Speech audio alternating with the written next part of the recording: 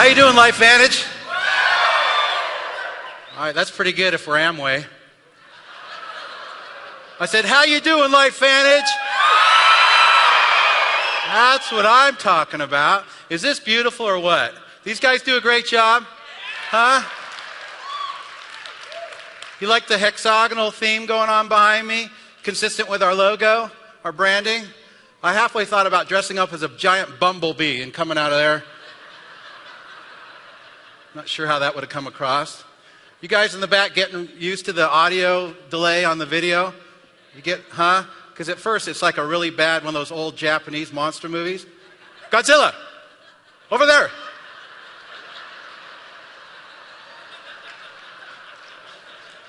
All our Japanese friends are going, what are you talking about, delay?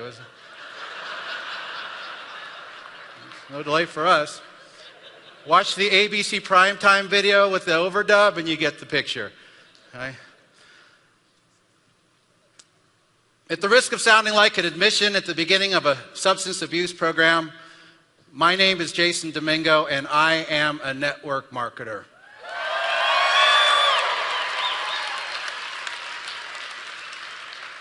The question is, who are you? And that's really the theme. That's really the theme that Kyle Berdash hit, right, yesterday. Who are you? What are you about? What are your principles? What do you stand for? If you were to die today, if you died today, what would your legacy be? What would they put on your, on your headstone? What would they say at your funeral? Who are you? How do you want to be perceived? Really tough question for a lot of people. Tough question. Here's a question that we all got years and years and years ago. What do you want to be when you grow up? Who wanted to be a firefighter? Anybody? Few of you? Policeman? Few of you? Doctor? Nurse? Right? Attorneys? Nobody. So just David, that's it. One attorney. Okay? What do you want to be when you grow up? Did any of you answer that question downsized? Did you? I want to be downsized when I grow up. That's what I want to be. I want to be homeless. I want to have my car repossessed. Right? I want to lose my home. Nobody started out that way. Nobody started out that we had no ceilings to what we wanted to become. There were no boundaries. We could become whatever we wanted to become. Astronauts, whatever. So let me ask you this question.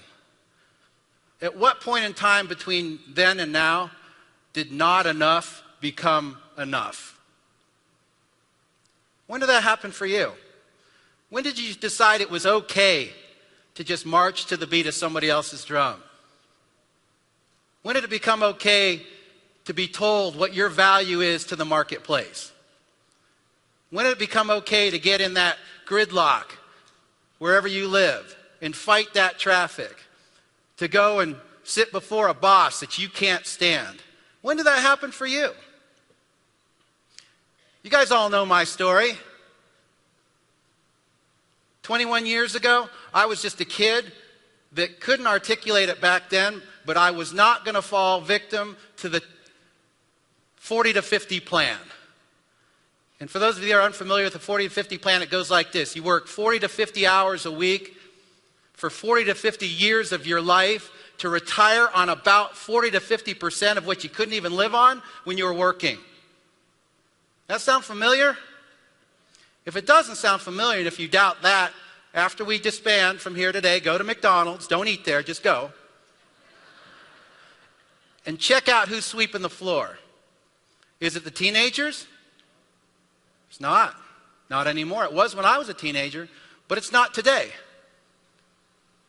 It's not today. Okay? You have to understand what is happening to you in order to become effective at stemming the tide. A lot of you don't understand what's happening to you. So you just become a victim to the same thing over and over again. You fall for it. But you have to understand what's happening. Here's what's happening. Before 1850s, roughly, We were in what was called the agricultural age as a people, as a society. Okay, when the Pilgrims landed on this great land, I wasn't there. I'm not quite old enough. I know I'm take pro tandem, so I look younger than I am. But the Pilgrims didn't go, hey, we're going to set up unemployment over here and welfare over here and Social Security over here. That's not how it worked. We were an independent-minded people. You had to be independent. You were either a blacksmith or a log cabin builder or a farmer or something. You provided value to the marketplace or you died. It was survival of the fittest. You perished. Okay? We were independent people. We had to think for ourselves. What a great place it was. Then something happened. There was a shift around 1850 or so, and we moved from being in the agricultural age, where we were independent-minded. We started gathering around what? Raw materials and factories and bosses and other people, and we shifted into what's known as the industrial age. And what happened is we made a shift. Our brains made a shift as well. We went from being independent to dependent. Like your kids are dependent upon you for a house, a roof over their head, and meals. We became dependent on somebody else for our wage. Somebody else to put food on our table and a roof over our head. It changed everything, and not for the better. Well, there was another shift that occurred about the 1980s, late 70s, 80s. We shifted again as we moved from the industrial age to the information age. Now what happened in the information age? Technology began to displace the American worker. Since the number one goal of any company, especially the publicly traded ones, right, is to increase their bottom line, increase profitability, what happened when a computer could replace 100 people? What did they do? What decision did they make? They replaced the people. Okay? They replaced the people. Look, there was downsizing, capsizing, right-sizing, whatever you want to call it, long before this current economic climate hit. People have been losing their jobs for a long time now. And you have to understand why in order to fix it for you. Our children right now, those of us that have college-age children, our children are going to school and they're spending lots of money. They're going into debt for tens of thousands of dollars to get a job that doesn't even exist. It's not out there. And they get these degrees and they're saddled with all this debt and they wonder why they can't get a job to pay it off, let alone take care of themselves. It's not there anymore. So let me tell you how this whole thing works. The only people that are going to survive the shift as we go further into this technology information age, the only ones that are going to survive are the ones that shift from dependence on somebody else back to independence. Entrepreneurship is the only place to be.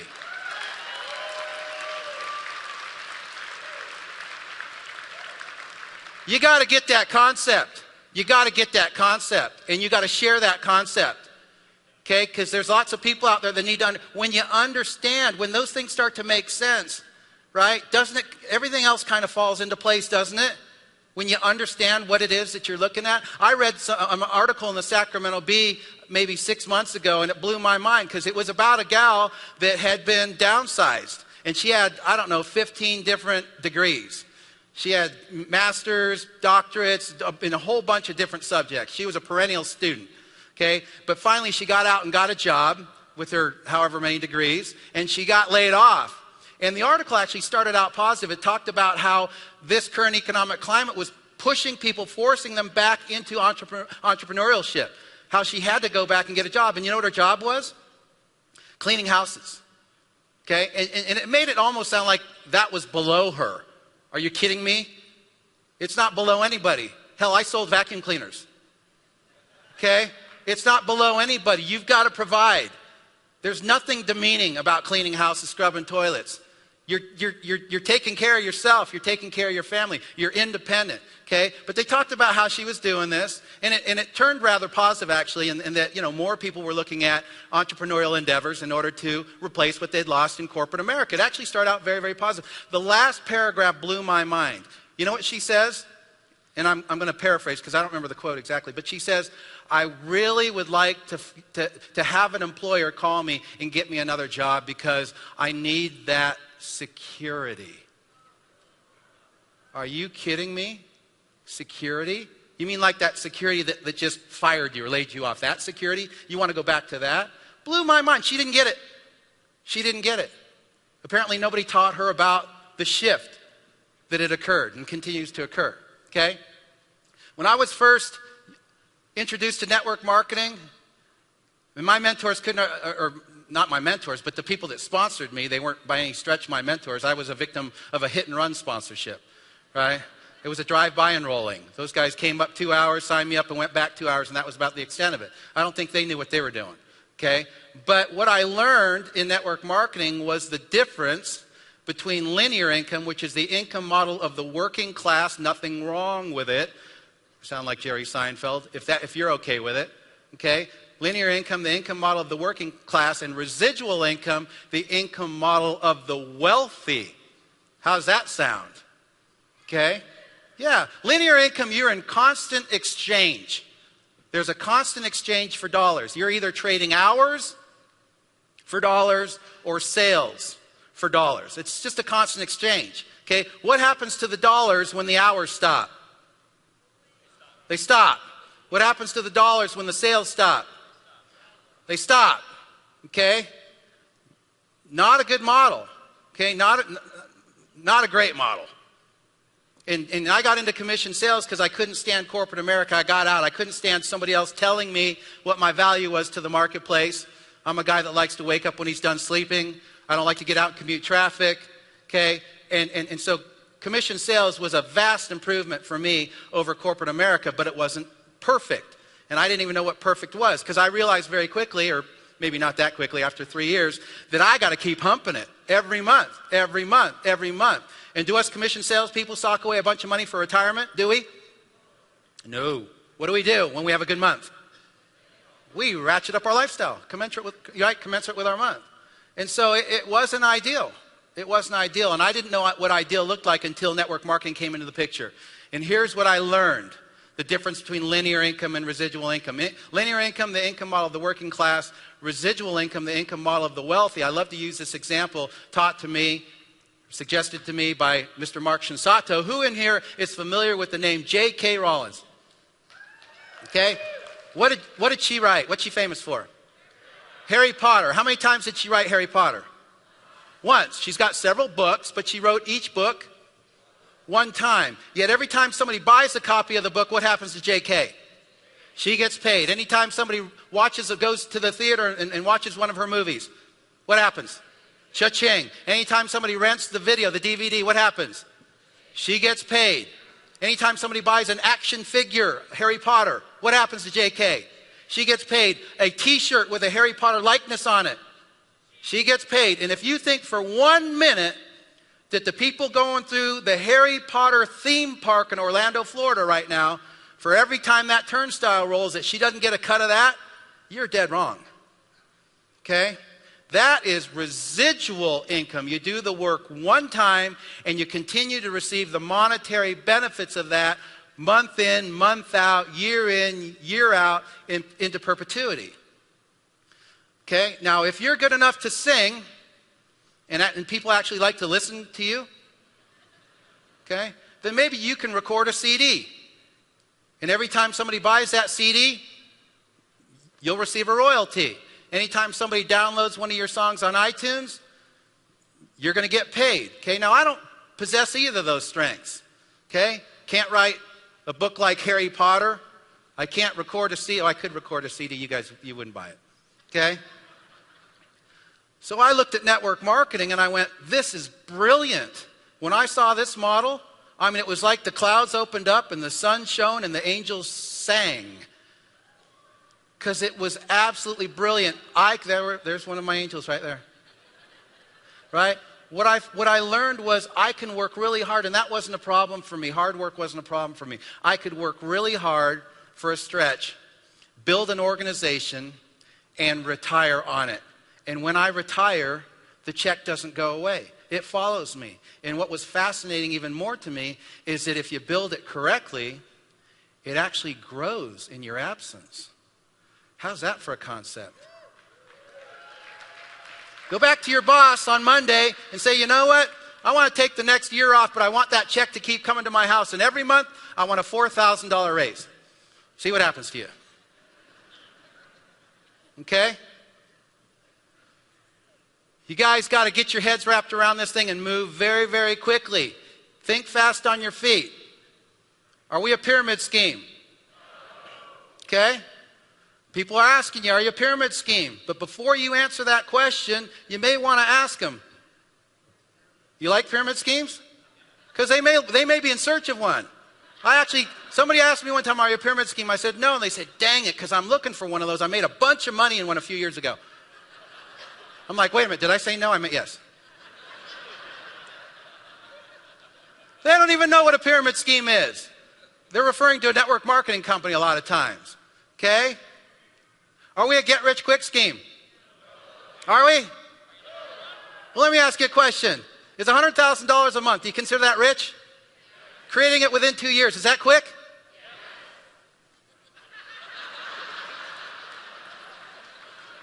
What are you looking for? A get-rich-slow scheme?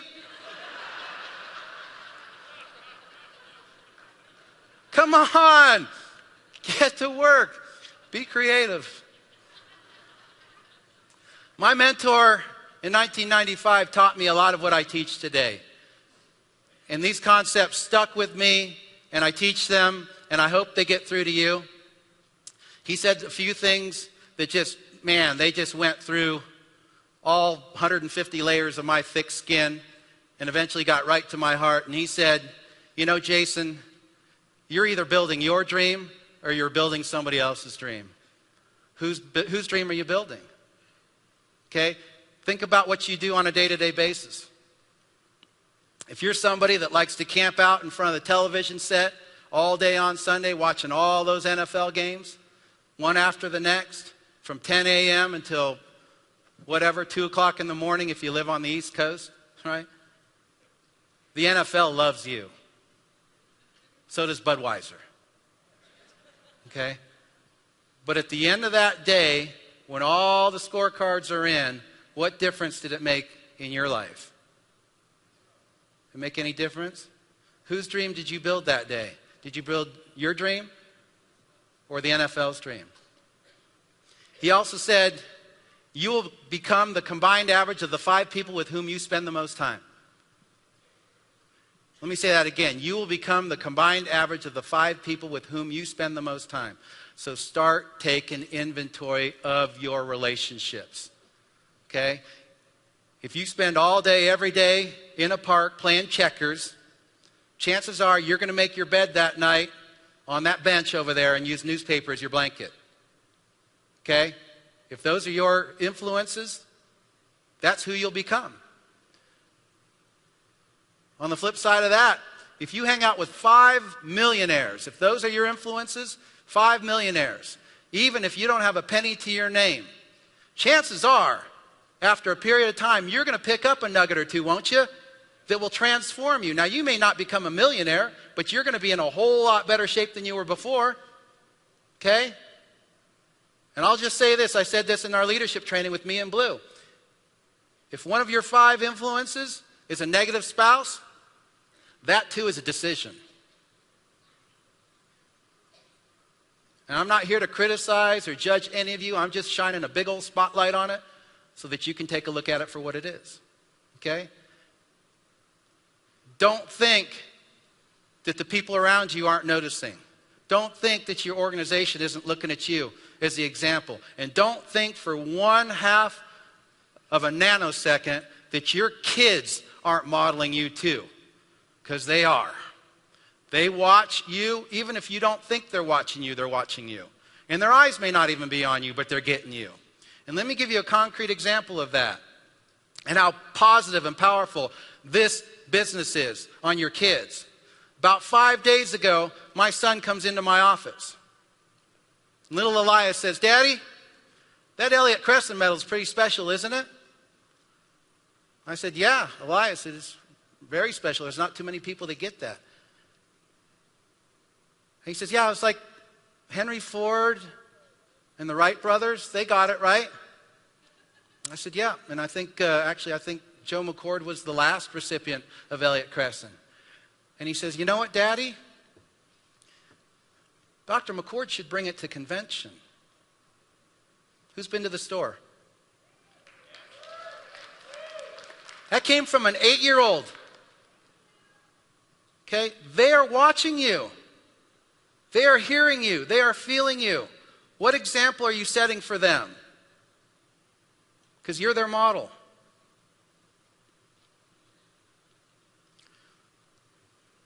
Definition of commitment. Doing the things that you said you'd do long after the feeling that you said it in has left you. I got some heroes, some new heroes. If you want to roll that, oh, there it is. I'm out of time, so I just want to tell you about some of my new heroes that I've accumulated since LifeVantage. Clinton Boyles is one of my heroes. Let me tell you why Clinton Boyles is one of my heroes. Because as a kid, nearly half my age, he did what it took to get into this business. He sold all of his personal belongings right down to his prized motorcycle to get in this business. Conviction, courage. Clinton Boyles is one of my heroes. Tony Krashowitz is one of my heroes.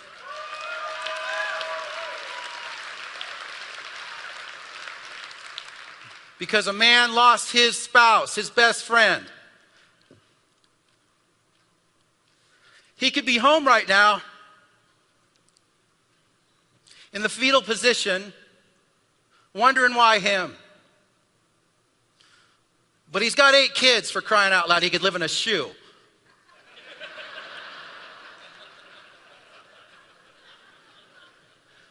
And Barb's not with us anymore, but they are. Seth Campbell is one of my heroes.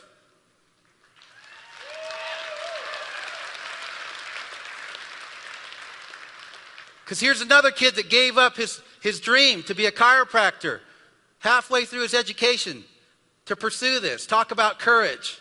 He's a kid that left his wife with their 1-day-old baby to come out here and participate in this because he knew how important it was, not just to him, but to his team, that he be here. Don't know how many of you in the audience would have done that. I don't know. I'd hope all of you would, but I don't know. Every single Japanese distributor in this audience is one of my heroes.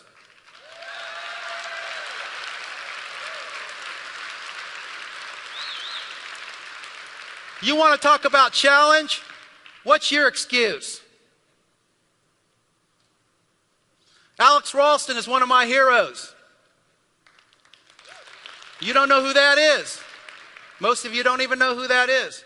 But there's a gentleman at every event in an electronic wheelchair because he's a quadriplegic.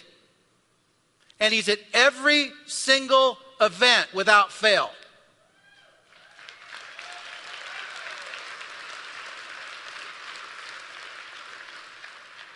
And lastly, David Brown's one of my heroes.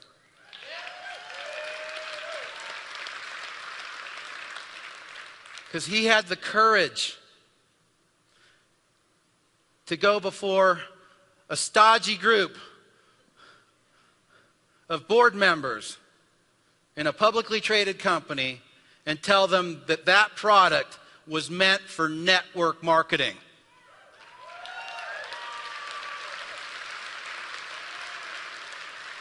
And now look.